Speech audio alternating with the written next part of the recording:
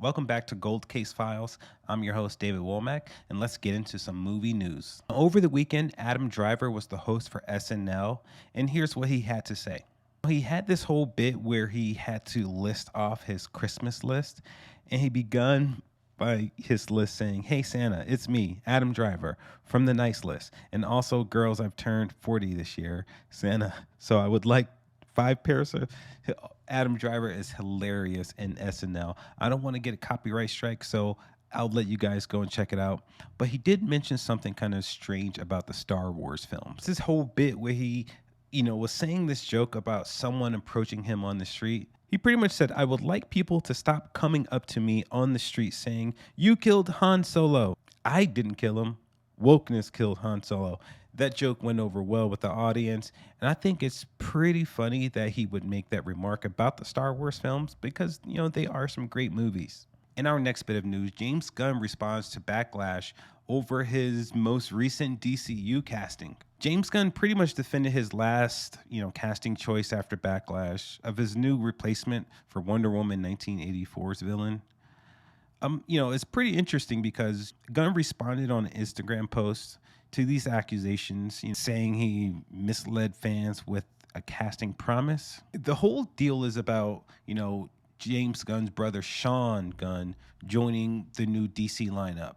And, he's kind of a big deal in the Guardians of the Galaxy films, but for him to, jump ship as well, got fans in an uproar. So there's this whole thought that James Gunn is bringing over, the cast from the MCU over to the DCU, which, MCU fans will think, I guess they are thinking that it'll cause confusion, but, the fans are going to enjoy what the fans enjoy.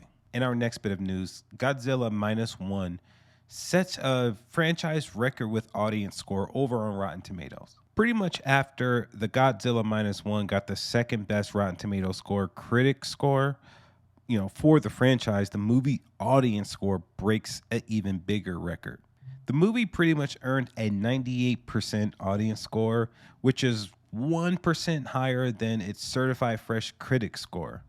On top of that, it is the highest audience score of the entire franchise, ahead of, the original Godzilla, 89%, Godzilla versus Kong, 91%, and Godzilla versus Destroyer at 94%. Godzilla to me has always been a great franchise, so, to see that it's scoring so high on the Rotten Tomatoes critic score and audience score, it kind of makes me want more Godzilla movies, to be honest with you. In our next bit of news, Terrence Howard sues the CAA over pretty much unpaid wages during his time on the TV show Empire. Variety reports Empire star Terrence Howard is suing CAA for breach of fiduciary duty, saying the talent agency allegedly asked him to take a lower salary for the popular show. Terrence Howard was a huge presence on the Empire show, and, I stuck around for the first couple seasons, but, it kind of fell off for me. But, besides the point, he's suing because he thinks he's owed big money. It's important to note that CAA also represented the producers of the Empire in a package deal that was lucrative for the agency. The idea is CAA had an interest in maximizing the total profit that the 20th Century Fox, TV realized on the series. Since 2020, the practice of talent agencies receiving packages fees on TV series was essentially banned after the Writers Guild waged a nearly 2-year battle against the Hollywood's largest agency to reform the decades-old practice. It's pretty much well known what's happening here, and it seems like Terrence Howard will win this case. In our next bit of news, let's talk about a major movie release that'll be releasing later this week. Rebel Moon Part 1, A Child of Fire, releases this week on December 15th. Zack Snyder's space epic starring Sofia Boutella, Charlie Hunnam, and others take us to the edge of a distant moon threatened by a tyrannical force. A mysterious young woman is charged with rallying together warriors for a rebellion. Now, that sounds exciting, and I'm a huge fan of Zack Snyder.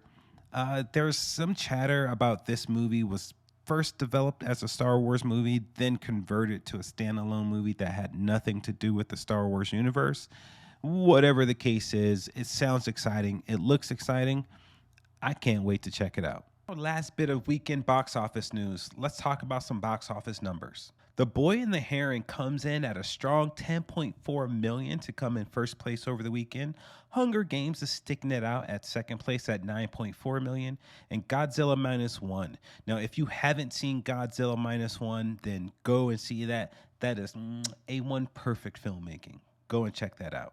And in fourth place, Trolls Band Together at 6.2 million, with Wish sticking it in there, staying in the game at 5.3 million. Now that's all the movie news for today. Don't forget to like and subscribe if you haven't already. My name is David Womack. Have a great day, everyone.